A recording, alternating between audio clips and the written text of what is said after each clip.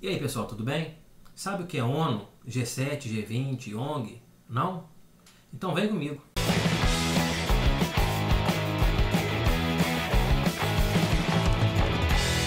A ONU pode ser considerada um dos frutos da Segunda Guerra Mundial, já que seu surgimento ocorreu após o término do conflito.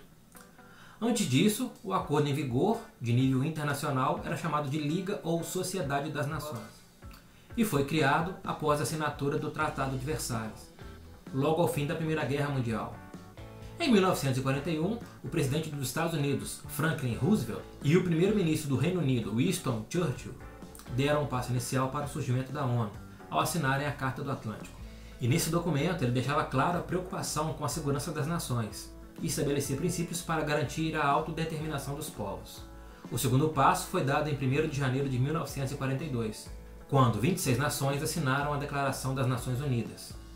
O seu texto foi elaborado pelos Estados Unidos e trazia a visão desse país sobre a guerra. E nesse documento foi proposto um acordo coletivo entre as nações. E em 9 de dezembro de 1943, estabeleceu-se em Washington um grupo de estudos para iniciar o novo organismo. E em setembro de 1944, agentes diplomáticos de Estados Unidos, União Soviética, Reino Unido e China definiram os princípios fundamentais da ONU. E nesse encontro determinou-se que ela seria formada por Assembleia Geral, Conselho de Segurança, Secretariado, Conselho de Tutela, Corte Internacional de Justiça e Conselho Econômico e Social. E desde a sua fundação até 1955, a ONU foi dominada pelos interesses dos Estados Unidos e dos seus aliados, os quais eram em maior número, pois eles possibilitavam os 2/3 dos votos necessários para constituir a maioria das votações na Assembleia Geral.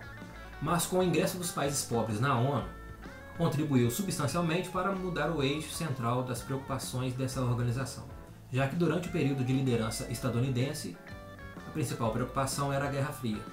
Mas agora, a distribuição de riquezas entre o norte rico e o sul pobre passou a fazer parte das reuniões. E para alguns analistas, a ONU tornou-se a voz do terceiro mundo. Um outro grupo importante de se falar é o G7 ou Grupo dos 7, que é formado pelos 7 países mais ricos e influentes do mundo. O G7 é formado por Estados Unidos, Reino Unido, França, Alemanha, Japão, Itália e Canadá, onde em suas reuniões a pauta gira em torno de abertura de mercados, efeitos da globalização, concessão de suporte financeiro a países em crise e problemas ambientais. Outro grupo de significativa influência mundial é o G20 ou Grupo dos 20, que é considerado mais representativo e legítimo por contar com a participação de países em desenvolvimento e não apenas os desenvolvidos. Esse grupo é formado por 19 países mais a União Europeia. Um dos focos principais é alcançar a estabilidade econômica mundial. E, em um contexto marcado pela crescente importância das economias no cenário mundial, o economista John Neal criou o termo BRIC, o qual foi usado em um estudo em 2001 para fazer menção a Brasil, Rússia, Índia e China. Em 2011, com o ingresso da África do Sul, foi alterado para BRICS, sendo agora as iniciais de Brasil, Rússia, Índia, China e South África. E o agrupamento desses países se deve basicamente a características em comum entre eles. Todos são emergentes, além de serem capazes de estabelecer estruturas industriais internamente. Além de serem economias em desenvolvimento, esses países possuem territórios extensos e são ricos em recursos naturais. Além disso, dispõem de uma grande quantidade de mão de obra, a qual passa por um processo de qualificação.